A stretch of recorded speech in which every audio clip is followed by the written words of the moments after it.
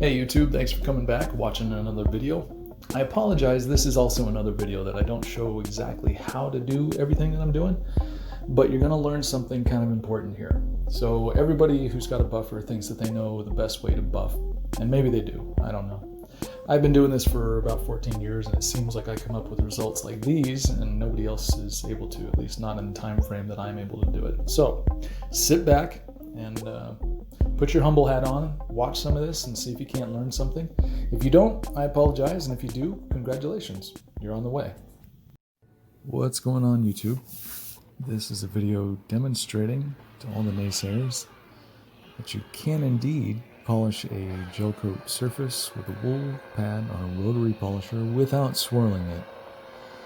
So I start off kind of slow, I spread out my compounds, and then I focus on my edges.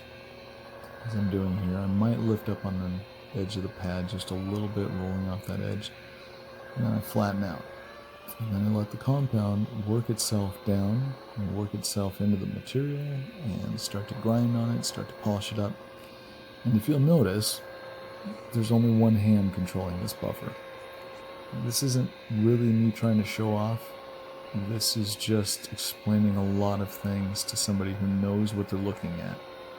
So if you listen to my buffer, you'll find that it makes different sounds depending on what the surface and the surface of the pad, how they're interacting. These are things that I listen for and feel for in the handle or on the surface of the machine itself. Those frequencies, those vibrations translate.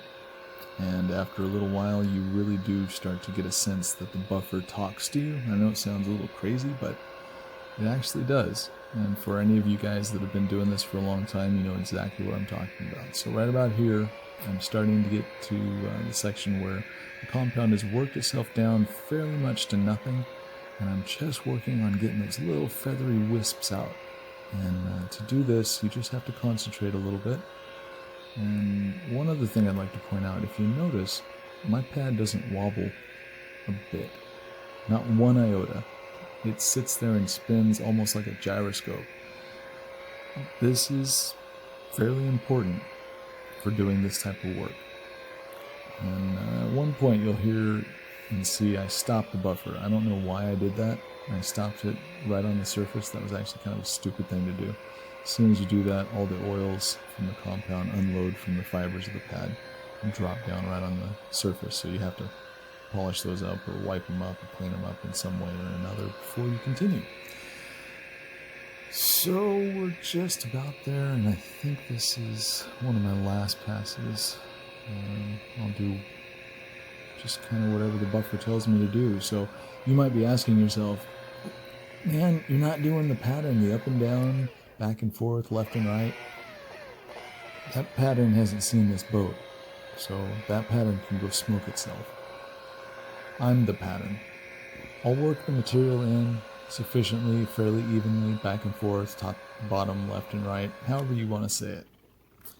But once that's done, I listen to the surface and the buffer, not the pattern. Patterns for people who don't know what they're doing. Just saying.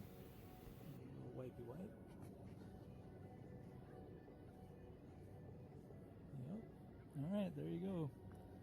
Swirl-free with a rotary from start to finish. There you go. Okay, so just a minute ago you saw me do... So those stains are sitting there because during the winter leaves have been sitting on top of this brow. So we could have put on one of those chemical removing, stain removing things like FSR or bleach. But the sun actually, as you well know, bleaches things out quite nicely. And since this is the beginning of our summer, plenty of sunshine, those marks were gone probably a day and a half after we left. So I wasn't too worried about it. So here we go. This buffer is spinning now fairly slow speed, I think, just to spread this material out. And what you're going to see next is the answer to another question. Does spinning a rotary buffer fast create swirls? The answer is no. Idiots create swirls. People who don't understand what they're doing create swirls. Sometimes a bayliner will create a swirl. Just saying. So this buffer right now is spinning at full speed, full RPMs. I'm holding on to the tail end of it just to control the plane of the buffer wheel. And just like before, although with a little bit more erratic movement back and forth, only because while the compound is kind of finding its even and being spread out fully, the buffer wheel tends to grab where it's thicker or, quote, wetter, more wet, I apologize. But once it's fairly evenly spread out, and in the mat of the pad is also evenly spread out, it just becomes a matter of listening to the buffer, feeling certain things that the machine is telling me. Also, of course, seeing exactly what I'm doing. So you'll notice I'm trying to use the sun's reflection as my gauge to how well the compound and the buffer and myself are working on this section. And you have to. You need bright lights. If you tried to do this in an overcast day, even if you're a bona fide expert, you're going to have a swirl if you don't have decent light. So if you've ever heard in my videos, use the sun, use bright lights, this is why. So again, full speed. I think this section here that I'm working on needed a little bit more compound. Mostly I just wanted to show that you can do this full speed with a wool pad, again, on a rotary polisher without swirling it. So I'm going to stop talking now. Thanks for watching. If you have any questions, give us a call. Send us an email. Buy a book. We'd appreciate it. Or, you know what? A thumbs up would be really cool. I don't know why we don't get very much traction on YouTube. I think we have some pretty decent videos. For one reason or another, we're just oblivious to the secret of YouTube algorithm success. So, anyway, keep on buffing. If you have any questions or concerns, throw them down in the comment section. I'm almost always going to check the comment section. Thanks.